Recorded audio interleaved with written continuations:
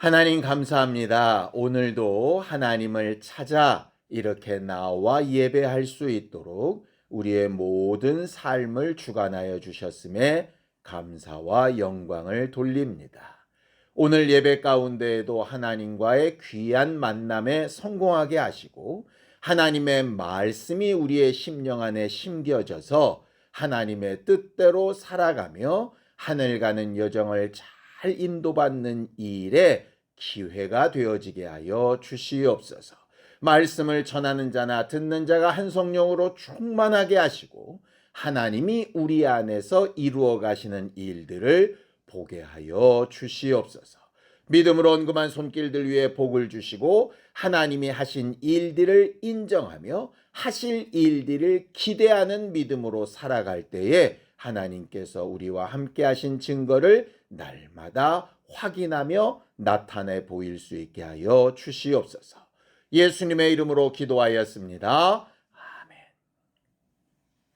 하나님의 말씀은 사무엘 하 24장 10절에서 17절까지 말씀을 함께 합독하겠습니다. 사무엘 하 24장 10절에서 17절까지 말씀입니다. 함께 읽습니다. 시작. 다윗이 백성을 조사한 후에 그의 마음에 자책하고 다윗이 여호와께 아뢰되 내가 이 일을 행함으로 큰 죄를 범하였나이다. 여호와여 이제 간구하옵나니 종의 죄를 사하여 주옵소서. 내가 심히 미련하게 행하였나이다 하니라. 다윗이 아침에 일어날 때 여호와의 말씀이 다윗의 선견자된 선지자 가색에 임하여 이르시되 가서 다윗에게 말하기를 여호와께서 이와 같이 말씀하시기를 내가 내게 세 가지를 보이노니 너를 위하여 너는 그 중에서 하나를 택하라. 내가 그것을 네게 행하리라 하셨다라 하시니 가시 다윗에게 이르러 아뢰어 이르되 왕의 땅에 7년 기근이 있을 것이니까 혹은 왕이 왕의 원수에게 쫓겨 석 달 동안 그들 앞에서 도망하실 것이니까 혹은 왕의 땅에 사흘 동안 전염병이 있을 것이니까 왕은 생각하여 보고 나를 보내신 이에게 무엇을 대답하게 하소서 하는지라. 다윗이 가세게 이르되 내가 고통 중에 있도다. 청하건대 여호와께서는 긍휼이 크시니 우리가 여호와의 손에 빠지고 내가 사람의 손에 빠지지 아니하기를 원하노라 하는지라. 이에 여호와께서 그 아침부터 정하신 때까지 전염병을 이스라엘에게 내리시니 단에서부터 부엘세바까지 백성의 죽은 자가 7만 명이라. 천사가 예루살렘을 향하여 그의 손을 들어 멸하려 하더니 여호와께서 그 재앙 내리심을 뉘우치사 백성을 멸하는 천사에게 이르시되 족하다 이제는 내 손을 거두라 하시니 여호와의 사자가 여부스 사람 아리우나의 타작 마당 곁에 있는지라.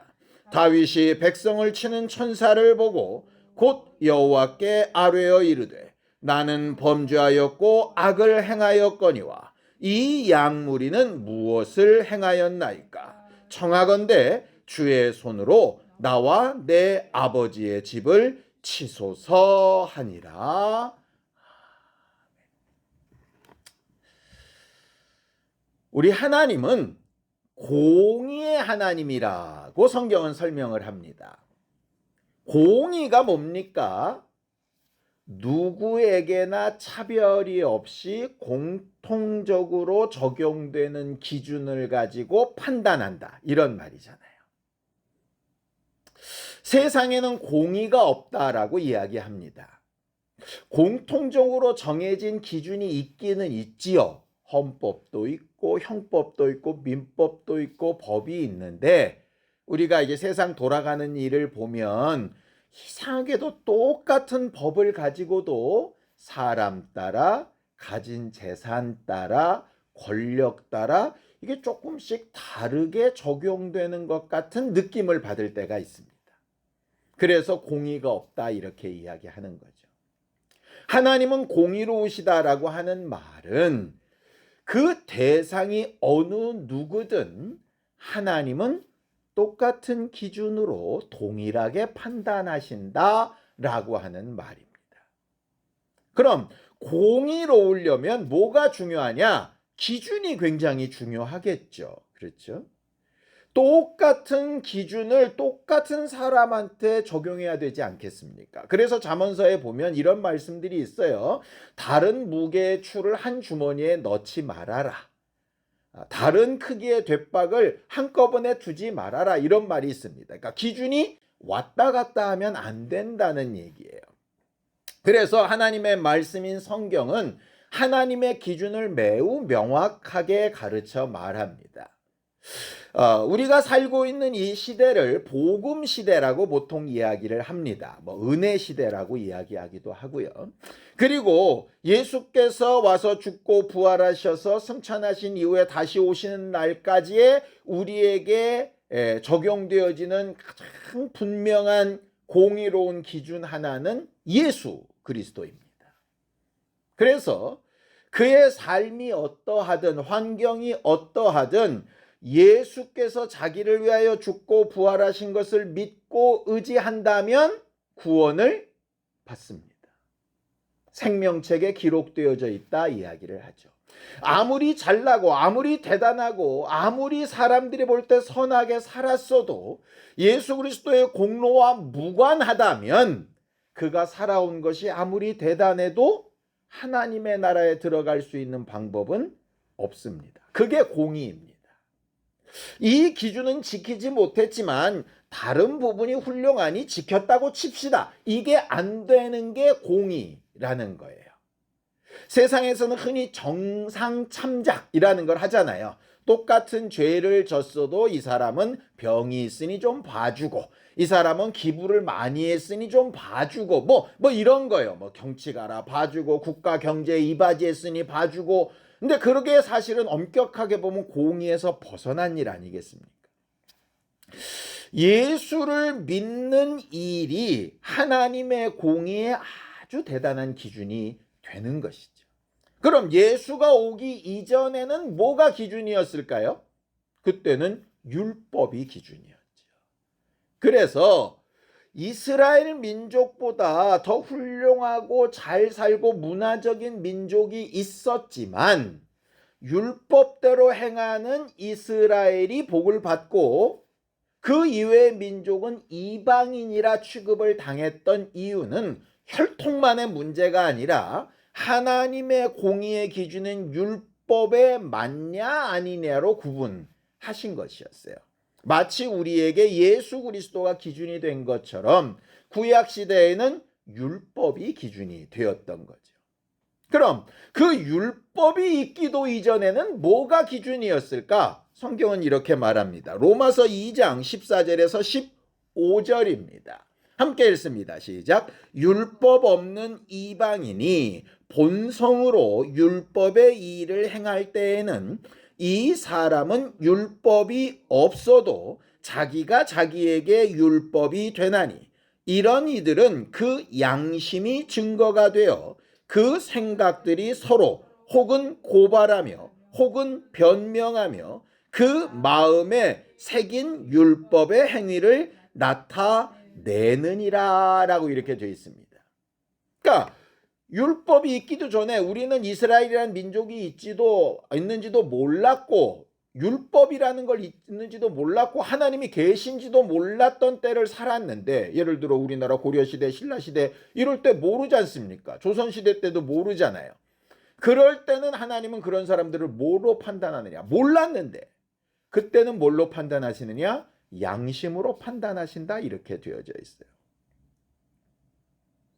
그러니 예수가 기준이 되었던 때가 있고 그 이전에 율법이 기준이 되었던 때가 있고 그 이전에 양심이 기준이 되었던 때가 있었다는 거죠. 문제는 여기서 발생합니다. 그럼 양심이 기준이 되었던 때에서 율법이 오면 양심은 없어지는 거냐? 여기에 우리는 좀 질문을 해봐야 되는 거예요. 여기에 대한 답을 내리려면 또 다른 질문을 해보면 됩니다. 그럼 율법이 있던 때에 예수께서 오시면 복음 시대에는 율법은 필요 없는 거냐? 여기에 사람들이 해석이 분분합니다. 예수가 오셨으니 율법은 무가치해졌다라고 생각하는 사람도 있고, 예수가 오셨어도 여전히 율법은 권위가 있다라고 생각하는 사람이 있습니다. 전자를 얘기하는 사람은 예수가 오신 이후니 구약은 읽을 필요도 없다라고 말하는 사람들도 있고요. 어떤 사람은 성경이 여전히 구약과 신약으로 존재하는 이유는 예수를 믿어도 율법이 여전히 영향력이 있기 때문이다라고 말하는 사람도 있습니다. 목사님 따라 다르게 해석을 하니 마치 똑같은 헌법을 가지고도 재판관에 따라서 다르게 해석하는 것처럼 성도들은 헷갈릴 수 있는 거죠. 그럼 그렇게 헷갈릴 때는 누구의 해석을 보면 정확하겠습니까? 예수 그리스도의 해석을 보면 가장 정확하겠죠. 예를 들어 헌법을 가지고 이렇게 저렇게 적용을 하면 제일 정확한 게 뭡니까? 도대체 그 헌법을 왜 그렇게 만들었냐로 가면 되잖아요. 그러면 사실은 뭐 따질 게 없지 않습니까? 그래서 예수께서 하신 말씀으로 돌아보면 이렇게 됩니다. 자, 마태복음 5장 17절에서 18절입니다. 함께 읽죠. 시작. 내가 율법이나 선지자를 폐하러 온 줄로 생각하지 말라. 폐하러 온 것이 아니요 온전하게 하려 함이라. 진실로 너희에게 이르노니 천지가 없어지기 전에는 율법의 1.1획도 결코 없어지지 아니하고 다 이루리라 라고 이렇게 되어 있습니다. 자, 이 말씀 그대로 보면 어떻게 됩니까? 복음 시대의 공의가 분명히 존재하지만 뭐가 여전히 있다? 율법이 있다. 이 얘기입니다. 물론 율법이 예수 그리스도의 은혜를 초월하지는 못합니다. 율법이 죄라고 말해도 예수의 은혜가 그것을 상쇄시키죠. 그렇다고 해서 율법이 쓸모없거나 무가치하지 않습니다. 왜냐? 율법이 없으면 죄가 죄인 줄 알까요? 모를까요? 모르죠. 죄가 죄인 줄 모르면 회개를 할까요? 안 할까요? 안 하겠죠. 회개를 안 하면 예수 그리스도의 은혜와 복음이 필요하다는 걸 인정할까요? 안 할까요? 안 할 겁니다. 그러니까 복음이 복음되기 위해서는 뭐가 필요하냐? 율법이 여전히 필요합니다. 완성시킨다는 얘기가 바로 그 부분이에요. 율법으로 죄를 깨달아서 깨달은 그 죄를 회개하는데 회개의 결과가 은혜가 없어버리면 불완전해지는 거잖아요. 그러니까 그 완전해지는 복음을 위해서 율법은 필요한 거죠. 그렇다면 복음이 와도 율법이 여전히 필요하다면 복음과 율법이 있어도 뭐가 필요하겠어요? 양심이 필요하지요. 기독교인들이 세상 사람들한테 가장 비난받고 손가락질 당하는 이유가 뭘까를 생각해 보면 이런 겁니다. 아주 세상에 큰 무리를 일으킨 흉악범들이 예를 들어 막 부녀자를 폭행하거나 아이를 유괴하거나 아니면 살인을 많이 하거나 막 이렇게 말도 안 되는 짓을 저질러서 감옥에 들어가 있는 사람들이 간혹 거기에 재소자 선교를 간 사람들한테 복음을 듣고 은혜를 받아서 예수 믿는 사람이 되는 경우가 꽤 있지요. 그 사람들이 이런 얘기들을 하는 겁니다. 용서받았다. 난 다 용서받았다고. 엄격하게 얘기하면 틀린 말은 아닙니다. 예수께서 그의 죄를 다 용서하시고 구원하신 건 사실이니까요. 그렇죠? 그런데 그걸 듣는 사람들의 입장은 어떨까요? 복음을 알고 믿고 있는 사람이 들을 때는 이해가 됩니다. 그런데 율법으로 사는 사람들의 입장에서는 그게 이해가 될까요? 양심으로 사는 사람들의 입장에서는 어떨까요? 그러니까 그 부분을 생각해야 되거든요. 그런데 뭐만 생각하느냐? 자기만 생각하는 거예요. 그러니까 복음이 진짜 진짜 복음이 되려면 양심으로 죄를 깨닫고 율법으로 죄를 확정한 다음에 복음으로 용서함을 받았다, 감사하다, 그 다음이 있어야 되는데 거기까지 안 가는 거죠. 마치 구원파처럼 앞에 양심과 율법도 없애버리고 복음 다음도 없애버리고 뭐만 갖고 있느냐? 복음만 갖고 있는 거예요. 난 용서받았다. 그러면 자기는 용서받았다고 말하니 그 믿음이 거짓은 아니겠지만 그걸 보는 사람들은 어떻게 되겠습니까? 실족하겠죠. 그걸 왜 이렇게 단언해서 얘기합니까? 성경에 그 말이 있어요. 자, 고린도전서 10장 29절입니다. 함께 읽습니다. 시작. 내가 말한 양심은 너희의 것이 아니요 남의 것이니 어찌하여 내 자유가 남의 양심으로 말미암아 판단을 받으리요 라는 말씀이 있습니다. 왜 복음주의자들이 이렇게 오해를 했을까? 이 말씀에 대한 오해가 굉장히 크다고 생각합니다. 이 말씀을 제대로 이해하려면요 앞뒤 순서를 바꿔야 돼요. 이런 겁니다. 다시 보세요.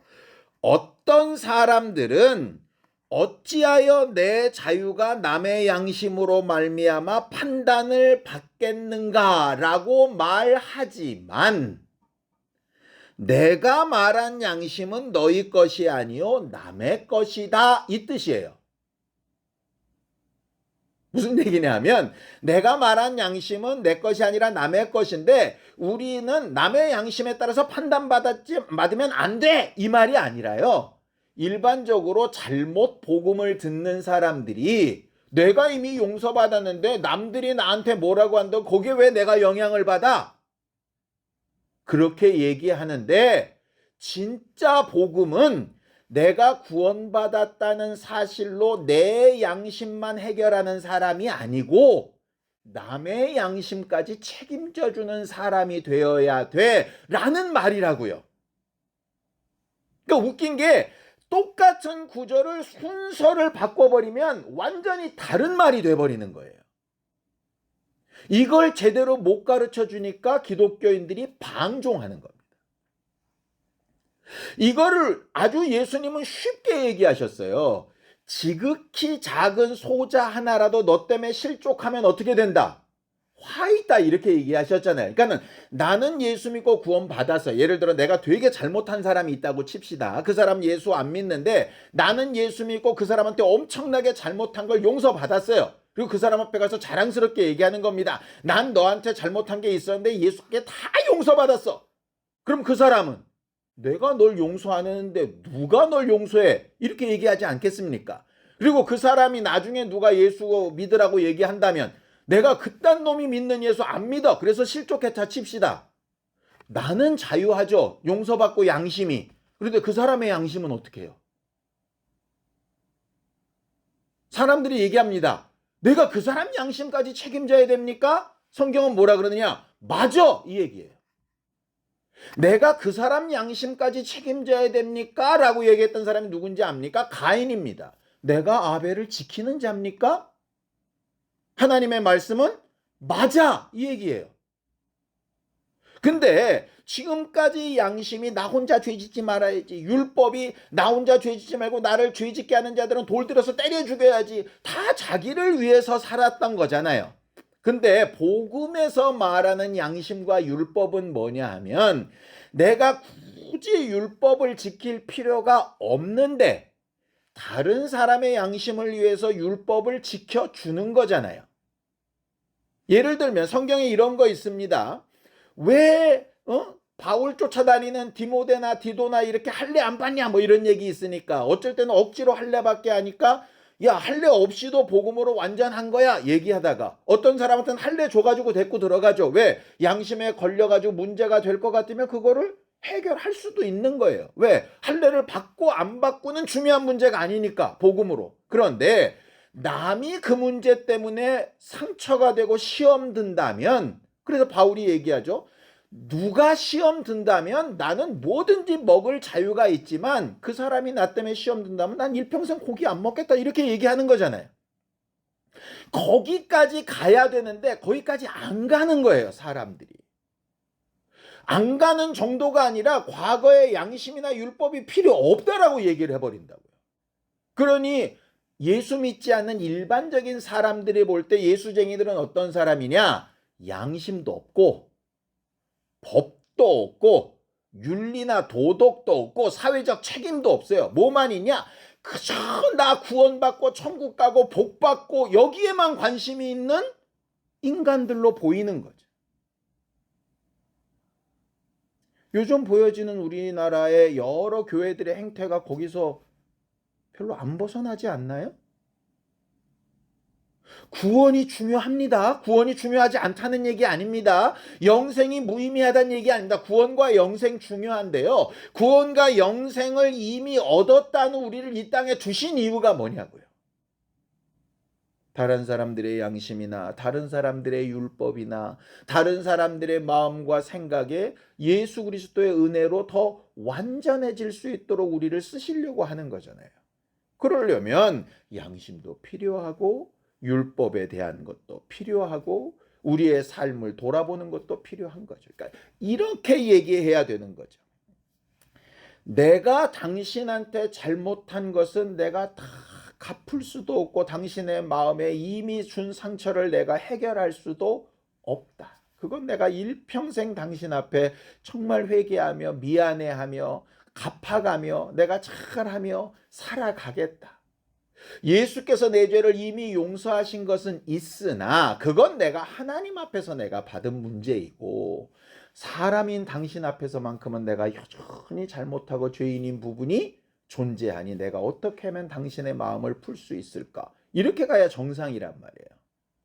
근데 그런 생각을 하는 양심적인 생각조차 복음에 방해된다고 가르치면 그럼 완전히 양심에 화인 맞은 사람이 되라는 말과 뭐가 다르냐고. 예수께서 양심에 화인 맞아야 제대로 구원받은 거다라고 하셨다면 그게 맞겠죠. 근데 예수는 뭘 경고하시죠? 양심에 화인 맞은 자는 해결할 수 없다 이렇게 돼 있잖아요. 성경에 이런 말씀도 있습니다. 고린도전서 8장 12절입니다. 함께 읽죠. 시작. 이같이 너희가 형제에게 죄를 지어 그 약한 양심을 상하게 하는 것이 곧 그리스도에게 죄를 짓는 것이니라. 어떤 사람의 양심에 상처를 줘서 실족하게 만들면 그 사람에게만 잘못한 게 아니라 누구한테도 죄를 짓는 거라고요? 예수 그리스도께도 죄를 짓는 거라고. 왜요? 예수께서 그 사람을 위해서도 죽으셨기 때문입니다. 예수께서 그 사람을 위해서도 죽고 부활하셨는데 그 길을 막아버렸잖아요. 근데 그런 생각은 해본 적도 없고 그런 말은 들어본 적도 없고 그렇게 살아야 된다고 결심도 안 해본 거죠. 그저 나 용서받고 나 문제 해결당하고 나 구원받고 여기에만 있는 거예요. 성경은 한 걸음 더 나가서 이렇게도 얘기합니다. 디모데전서 1장 19절입니다. 함께 읽죠. 시작. 믿음과 착한 양심을 가지라. 어떤 이들은 이 양심을 버렸고 그 믿음에 관하여는 파선하였느니라. 무슨 얘기죠? 양심을 버리면 모두 깨진다. 믿음도 깨진다. 근데 사람들은 양심이 없어도 난 믿음이 있어 이렇게 생각한단 말이에요. 양심과 율법과 복음과 믿음이 별개가 아니라는 사실입니다. 오해 마세요. 그러니 우린 율법의 조항을 지킵시다 이 얘기 아닙니다. 양심에 가책받아서 아무것도 하지 못하고 쭈그려져 있읍시다 이 말 아닙니다. 양심에 가책받고 율법에 걸리는 부분이 있다면 회개하여 복음으로 자유해야 됩니다. 그런데 내 자유가 다른 사람의 양심이나 다른 사람의 법에 저촉이 된다면 어떻게 해야 된다는 얘기예요? 그 부분은 그 부분대로 인정하고 그 부분에 대해서 나는 어떻게 해야 되는지 찾아야 된다. 그게 이제 오늘 본문에 나온 내용이에요. 오늘 본문에 보면 다윗이 아주 큰 죄를 하나 짓게 됩니다. 어떤 죄를 짓느냐? 인구조사를 해요. 물론 사람들이 볼 때 야 인구조사하는 게 뭔 죄냐 하겠지만 인구조사는 목적과 이유가 매우 중요하죠. 이런 겁니다. 하나님이 하셨습니다. 말은 좋은데요. 믿지 않는 사람들이 볼 때는 쟤는 맨날 하나님이 했대. 이렇게 얘기할 수 있는 거예요. 그러니 뭔가 구체적으로 자랑하고 싶은 게 있는 거죠. 그래서 사람들 앞에 하나님 이외에 구체적으로 자랑할 만한 것들을 찾으려고 인구조사를 한 거예요. 또 다른 나라들이 다 그 군대 숫자 가지고 이렇게 자기들 능력을 얘기하니까 나도 뒤지지 않아. 이렇게 하면서 그 군대의 숫자를 의지하는 마음으로 했던 겁니다. 그게 하나님 보시기에 악했어요. 그리고 그 앞에 성경에 보면 하나님이 그 부분을 다윗에게 시험하셔서 그렇게 하게 하셨다 이런 말도 있습니다.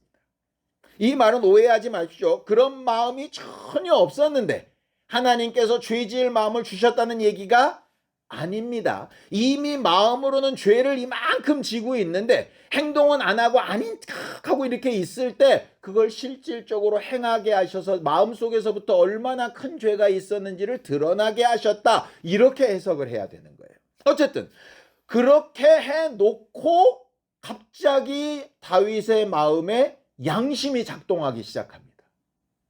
해놓고. 왜 그런 경우 있지 않습니까? 잘못이나 실수를 그냥 감정 따라 훅 해놓고 아차 하는 경우 있잖아요. 대부분의 사람은 아차 했는데 누가 알랴 아니면 이미 시작했는데 뭐 이걸 여기서 와서 어떻게 또 돌이켜 뭐 이럴 수 있는데 다윗은 대단히 정직하고 용기 있었던 사람이에요. 그래서 이렇게 반응을 합니다. 사무엘하 24장 10절입니다. 함께 읽죠. 시작. 다윗이 백성을 조사한 후에 그의 마음에 자책하고 다윗이 여호와께 아뢰되 내가 이 일을 행함으로 큰 죄를 범하였나이다. 여호와여 이제 간구하옵나니 종의 죄를 사하여 주옵소서. 내가 심히 미련하게 행하였나이다 하니라 라고 이렇게 얘기합니다. 우리가 흔히 말한 대로 양심에 따르든 율법에 따르든 복음에 따르든 가책을 받아서 찔림을 받아서 잘못을 깨달은 다음에 뭘 했느냐? 회개했습니다. 그렇죠? 신앙인들이 가진 또 하나의 착각이 뭐냐 하면 이 부분입니다. 죄를 깨닫고 회개하면 예수께서 뭐라고 얘기하시냐? 용서하신다고 하십니다. 그렇죠? 용서하신다. 그런데 우리는 그 용서하신다는 의미를 어떻게 받아들이냐? 예수께서 용서하셨다는 뜻은 앞에 잘못이 없었던 걸로 치신다라고 착각을 하는 거예요. 그러면 이 다음 말이 이해가 안 됩니다. 주여 용서하여 주옵소서 했어요. 그럼 하나님이 용서할게. 끝나야 되잖아요. 응? 근데 용서는 하시는데 뭐라 그러시죠? 자, 용서는 하는데 3개 중에 하나를 골라. 7년 동안 기근이 있든지 3달 동안 전쟁이 있어서 쫓겨다니든지 3일 동안 전염병이 있든지 이 3가지 중에 하나를 골라. 이렇게 얘기하는 거예요. 요즘 우리 같으면 뭐라고 얘기하겠습니까? 회개했잖아요. 회개했는데 뭘 고르래. 회개했으면 없어지는 거지. 만약에 누가 그렇게 얘기한다면 상대편은 뭐라고 생각하겠습니까? 예를 들어 누가 나한테 잘못했습니다. 그 사람이 깨닫고 와서 잘못했어. 그랬어요. 야, 이거 너 너무 잘못해가지고 나 이만큼 손해봤어. 이거 갚어. 그러면 그 사람이 뭐라 그러겠습니까? 회개하고 용서한다며. 근데 왜 갚으라 그래? 그러면 반대쪽에선 뭐라고 얘기하겠냐? 너는 네 잘못을 진짜로 인정한 게 아니구나. 사람들은요, 회개가 책임을 면한다고 생각을 하더라고요. 진짜 책임은 이런 겁니다. 보세요. 성경에 있는 율법 그대로 따지면 남의 목숨을 해한 자는 목숨으로 갚아야 됩니다. 그렇죠? 근데 내가 살인을 한 17명을 했어. 그럼 내가 몇 번 죽어야 17번 죽어야 됩니다. 그게 정당한 율법의 그거잖아요. 그런데 나는 안 죽고 무기징역을 받아서 30년째 감옥에서 살아 있습니다. 억울합니까? 그것도 진짜 용서받은 거예요. 예전 같으면 갈갈이 찢어져 죽겠죠. 그런데 사람들이 억울하고 자기 죄에 비해서 너무 벌이 크다고 막 항소를 합니다. 사람들의 입장에서 저거 정신 못 차렸네. 저거 자기 죄가 얼마나 큰지도 모르네. 당연히 그렇게 얘기하지 않겠습니까? 다윗은 우리보다 나았어요. 하나님께서 그렇게 세 가지를 제시하셨을 때 아이 회개했는데 이게 뭡니까? 이렇게 말하지 않습니다. 너무나도 당연하게 받아들입니다. 왜? 양심으로 봐도 그렇고 율법으로 봐도 그렇고 책임은 져야 되는 거예요. 자기가 지은 죄에 비해서 이 벌은 너무나도 가벼운 거예요.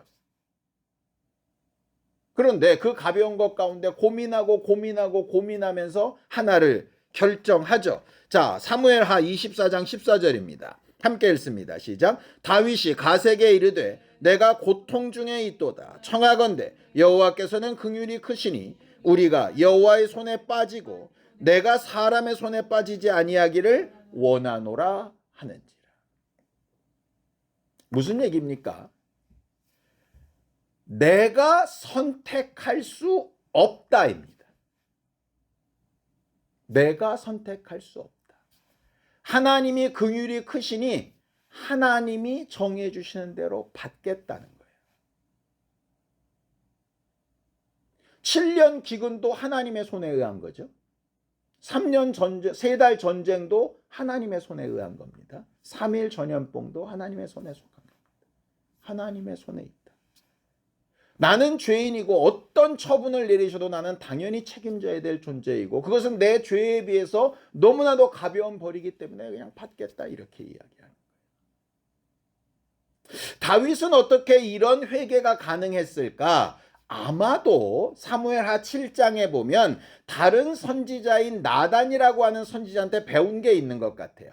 뭐 이런 얘기가 있습니다. 다윗이 나단 선지자를 불러가지고 하나님의 법궤는 저렇게 천막에 있고 나는 큰 궁전에 거하는데 하나님을 위해서 성전 짓고 싶다 그럴 때 나단이 뭐라고 얘기하느냐? 너무 좋은 생각이라고 이렇게 칭찬을 하고 그렇게 합시다 이렇게 결정을 내리고 갑니다. 근데 그날 저녁에 하나님이 나단한테 나타나서 뭐라 그러죠? 니들이 뭐라고 내 집을 지어? 하지 말라 그래? 이렇게 얘기하는 겁니다. 자, 나단의 입장에서 생각해 봅시다.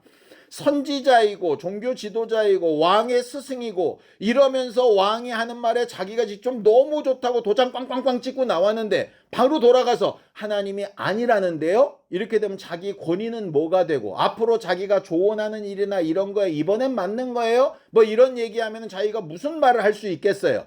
그런데 거짓말의 반대는 정직이라기보다는 용기라고 하는 것처럼 그걸 그대로 인정하는 용기가 필요한 겁니다. 잘못했으면 바로 고쳐야죠. 그러면 나단이 가서 다윗한테 얘기하는 겁니다. 내가 어제는 내 생각으로 좋은 생각이라고 했는데 하나님의 생각은 다릅니다 라고 이야기하는 거예요. 하나님의 선지자인 나단도 하나님이 아니라 하시면 바로 고치는 것이 정직하고 양심에 맞는 것처럼 다윗도 자기가 양심에 갇히게 됐을 때 어떻게 선택해야 되고 하나님 앞에 물어야 되는지를 너무 잘 아는 사람이었던 거죠. 훌륭한 선견자가 있었고 훌륭한 왕이었던 거예요. 결국 그 일로 인해서 하나님께서 3일 전염병으로 이야기를 하십니다. 그리고 사람들이 7만 명이나 죽어나갑니다. 3일이 차지도 않아서 하나님께서 그만하고 하나님의 긍휼을 명하십니다. 다윗이 그 기간까지 염두에 뒀는지 안 뒀는지는 모르겠습니다. 근데 한 가지 믿었던 건 하나님은 긍휼이 크시니 벌을 내리시는 하나님이 멈추실 수도 있다고 생각했겠죠. 멈췄던 장소가 어디냐? 아라우나의 타작마당, 나중에 예루살렘 성전이 세워지는 장소입니다. 하나님의 긍휼이 있는 곳.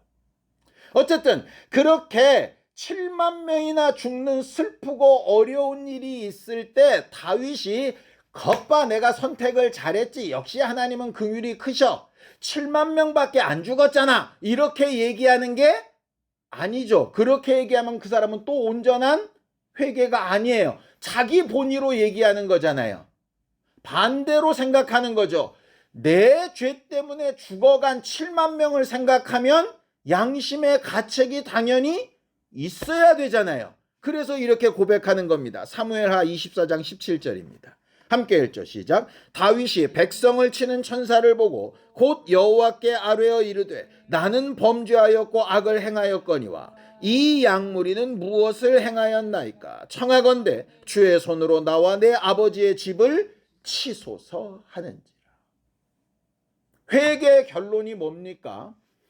내가 지은 죄를 내가 책임져야 되는데 왜 예수께서, 왜 다른 이가 그렇게 감당을 해야 됩니까? 난 이걸 견딜 수가 없습니다. 이 양심의 가책을 내가 어찌할까요? 그러니 끝까지 겸손하게 끝까지 잘못을 인정하며 내가 이 책임을 어떻게 갚아야 하는가를 고민하며 그렇게 사는 게 제대로 복음을 알고 제대로 양심이 작동하고 제대로 회개한 사람의 결과 아니겠습니까? 우리들의 모습과 비교해 봅시다. 죄를 졌고 문제가 생겼고 회개했습니다. 우리들의 고백과 마음가짐과 우리의 상태가 다윗의 이 모양까지 갑니까? 회개했는데 이런 일이 왜 있습니까? 회개했는데 이런 건 아니지 않습니까? 혹시 그러고 있지 않나요? 회개했으니 난 용서받았으니 다른 사람들의 피해나 어려움이나 아픔 그건 뭐 지들이 회개할 일이고 나는 상관이 없어. 그러고 있지 않나요? 나는 이미 용서받고 자유한데 아직까지도 저런 얘기를 하니 믿음이 없는 것들 혹시 이렇게 하고 있지 않나요?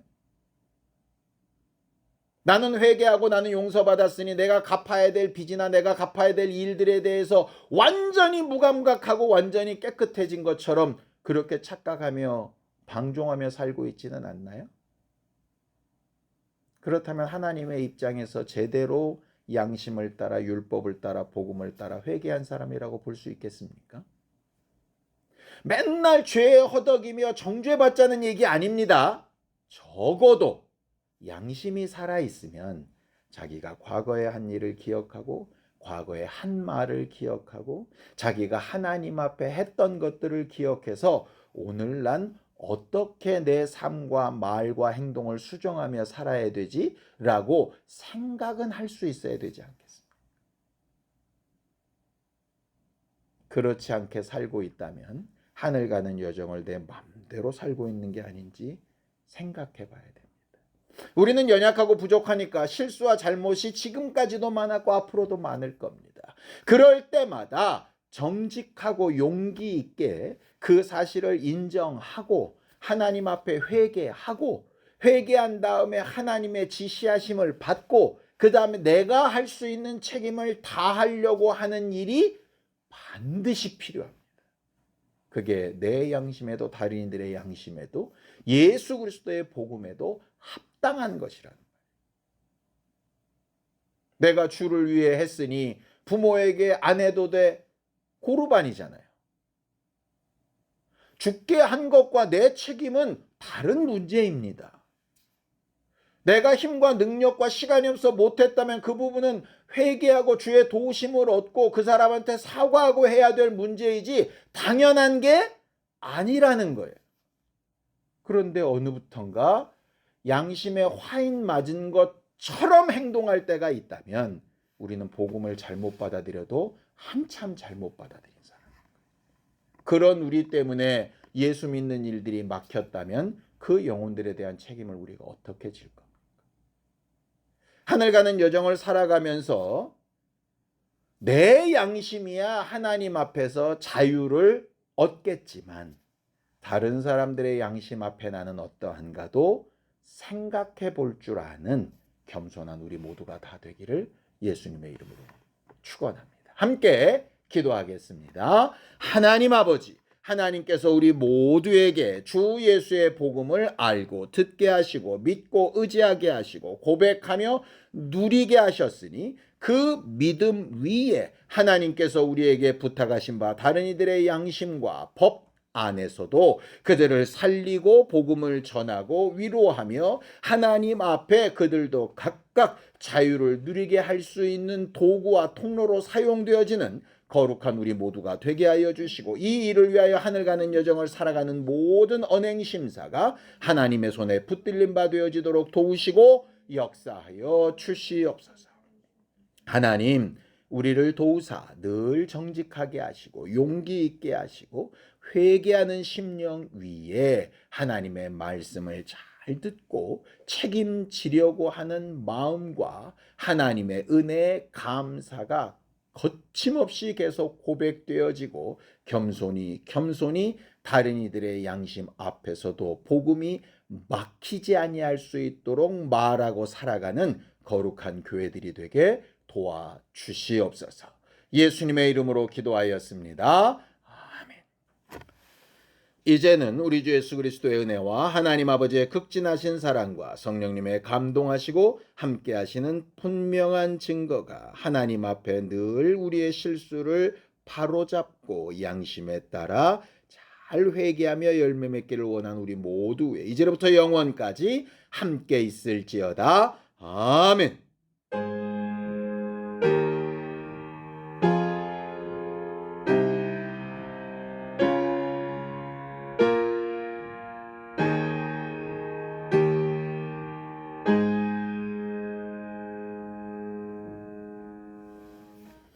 복음과 하나님의 말씀과 선한 양심으로 하나님을 기쁘시게 하는 우리 모두가 되기 바랍니다. 수고하셨습니다. 감사합니다.